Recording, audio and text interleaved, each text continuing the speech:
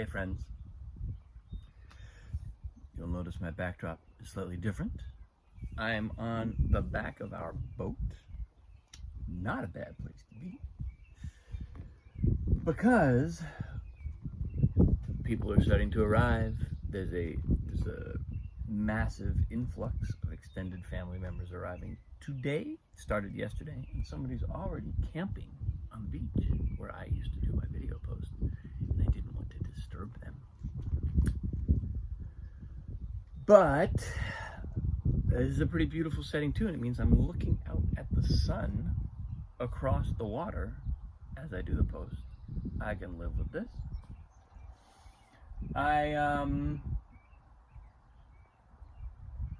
It's actually a good place for me to be speaking from, because this is a place where, this boat in particular is a place where I really kind of grew up. There's so many ways in which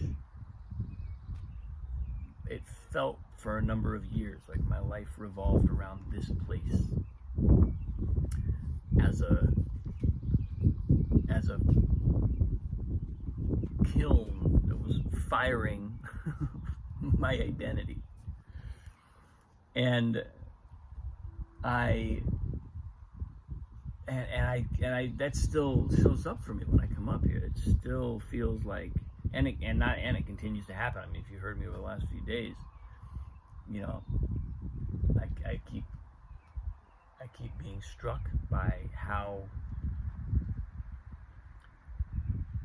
time here in this place where I have a long family history and a long personal history and just a lot of love for the place, how that has how that continues to shape me, and it's a place where I get messages coming through. I have dreams about how to manifest the life I want, and it's always been a little that way. This place has always been tinged with magic for me. So being right here on this boat is kind of cool. It's kind of a really, because a lot of, you know, when I was younger, it was a really formative experience to do water sports and to be on the water, and to the independence that you get as a young person from being able to go out on a boat. It's a kind of, and I can tell Annalise already craves it. My daughter already craves it. She's 4 years old. She wants to drive the boat anytime she's on it, and she'd really love to be driving the boat on her own, although she does acknowledge that she gets a little scared when I let go of the wheel. So she's cogent about her level of control of the vehicle. But I think she's picking up on the same underlying vibe of that. I mean, there's just kind of like, look at this. I've showed you the lake before, but look. Just a wide open space. And when you're on a boat, you just get to dive into that wide open space. You just get to go. You get to go that way, go this way. I see something over there. I see something over here. You know, you just get to go.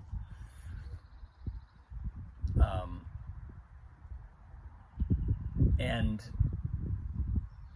it's just a really powerful experience. It's, you know, I've been forever changed. I've been formed by this place and that experience in that way. So it's kind of fun to do a post from here. What was showing up for me, I guess it's kind of related, although it's a little bit of a sidestep. I had a thought come through yesterday, I believe. I was feeling this sense, you know, I've been wrestling with what I'm calling a kind of a false identity, or it's not a full identity, it's just a certain things in my life that I'm really attached to that have felt like they've defined me for a long time. And I spoke a little bit about, I hurt my wrist a week or so ago, a week and a half ago, and kind of rattled me. Still is rattling me because I haven't touched a piano in 10 days, and that's very unusual for me. And I have some fear about, will this heal properly, and will I be able to go back to playing the way I could before? I have a vague hope that it'll be better than it was before I injured it, because there was always a little bit of a pinch right down here in this thumb area that I could never quite resolve. A little bit of felt like a compression. And this injury stretched that area out. Now, I don't think a doctor would have done it this way. If he could have, it wasn't like an osteopathic manipulation. It was a wrist sprain. But there's part of me that hopes it'll heal up even better. But you can tell I'm thinking about it. It's affecting me. It's making me. And it has. You can check out my earlier posts if you want to go deeper in this. But it's making me reevaluate my overall direction. Even though it's a little thing, it's also it's happening in this context, and it's giving me a real a chance to evaluate my overall approach. And so what I was recognizing in this false identity is a level of, the word that came to me was cruelty.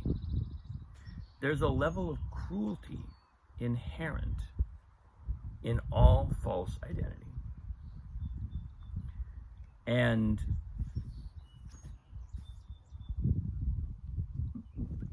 because because on some level a false identity is being imposed over an authentic self. It's being enforced. And it's therefore contorting and inhibiting a kind of a more authentic expression of an individual. And I'm not trying to say that we need to judge our false identities even more harshly, but I am saying that for me anyway, that noticing that, just observing, just going, oh wow, look, that is really, there's an emotional cruelty going on in me. It's happening all within me. It's all being, the whole the enforcer and the victim are all within me. So observing that and seeing that makes me feel even more resolve to stay on the trail here and to be observant, to actually perceive what's really trying to come through, what's kind of in the way. I had a client say to me the other day, as a kind of truism, or as almost like a cliche, that people have to hit rock bottom before they change. And there was something in me that recoiled at that, because I know that expression. I've heard many people say it, and it's, there's like Tony Robbins. I was at a Tony Robbins event years ago, and he makes a very big thing out of that. But I was like, well, what does that do? Do we have to hit rock bottom before we can change? Why? Why do we have to crash the car before we can turn the steering wheel. That doesn't seem fully true.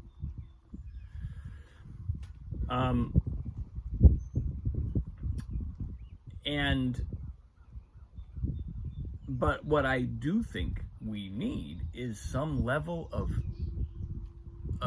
it's like seriousness or resolve.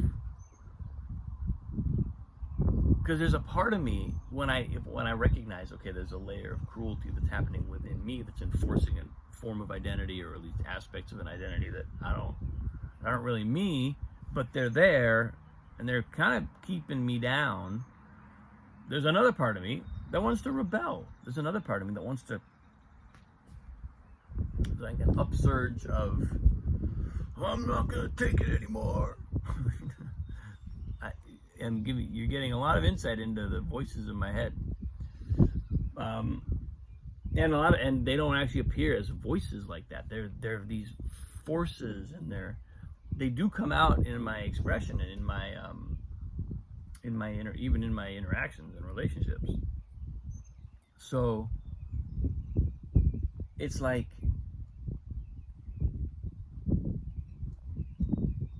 I think seeing all that, it just makes me go, I really want to get to the bottom of this. Like, I really want to find where this inhibition is, what the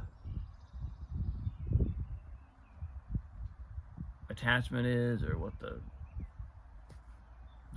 thing that feels like it's the sacred cow that can't be challenged, or that I'm not allowed to let go of because some part of me thinks I'll lose everything, or it'll be dangerous or bad if I do that.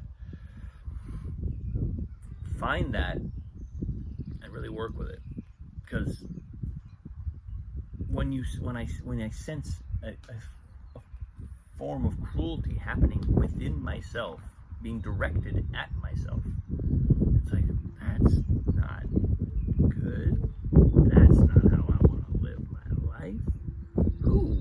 Why? Who wants to live like that? Come on. So, it's kind of a weird insight that there's this cruelty underneath any false identity. And I'm using that word because it's the timbre of my experience. That may not be the word for everybody, but I think understanding that a false identity has to be enforced. It has to be imposed, like martial law, on the person, because there's something else there, but for whatever reason, that more authentic thing it's been decided that that's not safe, either due to a childhood event or a past life experience or a whatever the hell it is.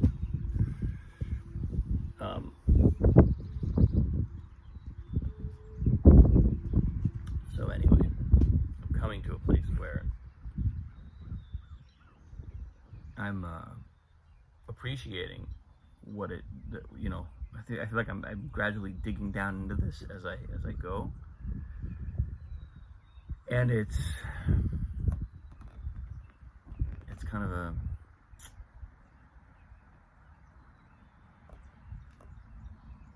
it's a pretty powerful experience. I keep seeing more, keep having more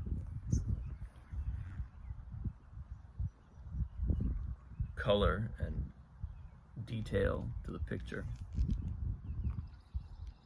And the cruelty piece was like, whoa, definitely one. That's definitely better out than in. Who wants that voice in their head all the time? So that's where I am today, folks. Back of a boat, talking about false identity. Unique set of impulses.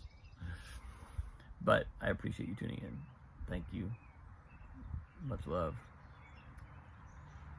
Have a wonderful day. I'll see you soon.